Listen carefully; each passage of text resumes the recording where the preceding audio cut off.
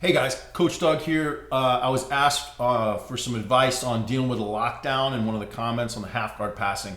So there's a lot of videos on the web by some really good people. I'll annotate them here that deal with that. But something that helps me out a lot is not so much a specific pass, but a technique of foot pummeling and foot fighting to defeat the lock before I start to pass. A lot of people, they just kind of have their passes that they work, and they're solid techniques, but I'm going to share something that I'm sure other people do, but I haven't seen before, that might help you out. And it pretty much anytime I'm really stuck there, it's what works for me, and then I can add it to any of the other techniques that we're going to talk about. So hope you enjoyed it. But I wanted to kind of give my approach to dealing with the lockdown.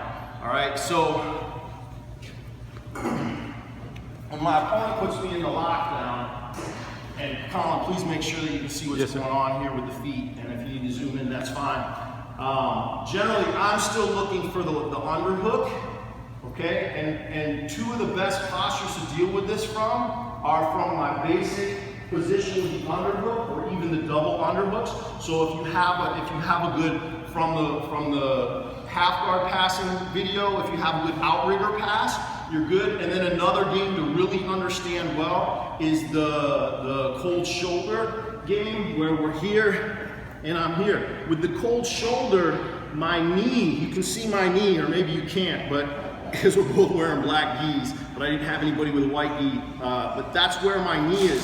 So when he's got the lockdown, there's a lot of pressure on this leg, and if he lets go to try to escape, I've got a lot of pressure on this. So if he tries to bump, he's giving me this underhook on the leg, and I've locked his hips in place.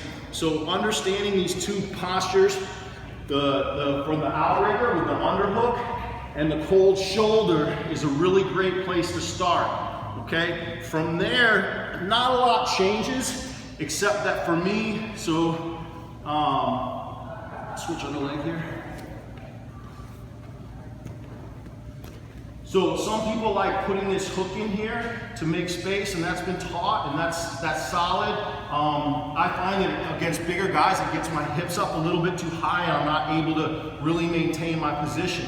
So a lot of times when he's got the lockdown, he's also got the underhook. So I don't want to get up too high. So when he's got the underhook, I need to stay low. All right, he's trying to get both underhooks and get up under me, and so I'm gonna keep my hips low, cross face, and flatten them back out. I want to keep my elbows down. Switch sides again.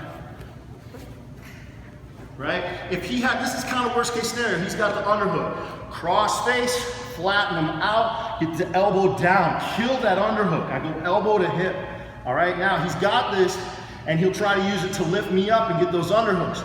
But if I'm low, I'm cross facing, I'm killing this, now lift me up, no, it's much harder for him to do that. And it allows me to work and get my underhooks if I want to get my underhooks. All right, now, from here, it's not really a technique, it's just leg pummeling, okay? It's foot fighting and leg pummeling. And I'll show you the details.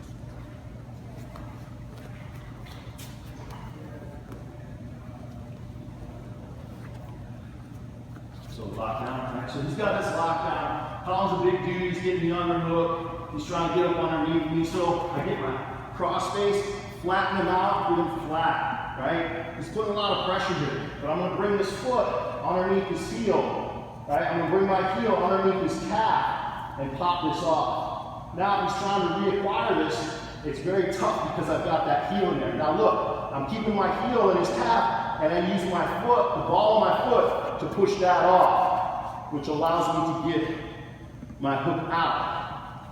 Now, I can combine this with the leg underhook, right? I can combine this with a cold shoulder position once I fight that free, and I can go into my knee cut pass and my knee through pass, my cross knee pass. But my approach that I haven't, I mean, I'm sure other people do it, I just haven't seen it really taught, is to use this foot to pummel. And when I go against really good brown belts and black belts that have a really good lockdown, I find that I have to, it's very difficult to break that lock, and especially against heavyweights, you know. the standing up catch wrestling one. It's great. I used to do it all the time. And then I went against somebody, you know, like Colin size or bigger, who was very strong and thick shins, and I almost foot locked myself. So there's limitations to every technique, but this tends to work good for me. I'm gonna do it once more here for you. So can you see everything from there? No? Yes, sir. Can you see the foot details? Yes, sir. So Colin's locked down on me here. If I have the underhook, that's great, okay? I can play this double underhook. Go. This actually helps me, okay? Because I flatten up. Now my heel comes behind his calf, pushes up into the calf to pop that up. Then I use my ball and my foot to strip that. All right? If he's still got his leg over, then I can sit to this position here, which kind of goes into that Henry Gracie escape, and I either grab the pant, because now if he tries to escape, right, puts that leg out, now I can control. But I've stripped this leg off without putting myself in a bad position. So I hope that helps.